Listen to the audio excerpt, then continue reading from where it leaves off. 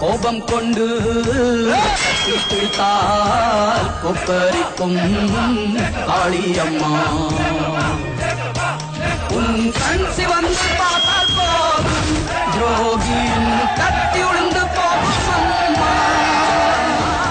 ஓவியத்தில் உன்னை பார்த்தால் அதே உன் உள்ளத்தை காட்டும் அம்மா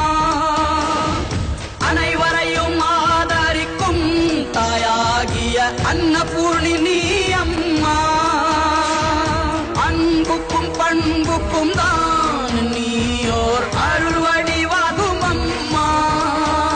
உந்தன் மொழிதானே மேலோரோதும் வேதம் உந்தன் செயல்தானே எதிலும் இங்கே தர்மம் பொறுத்திருந்தால் பூமி மாதா நீயே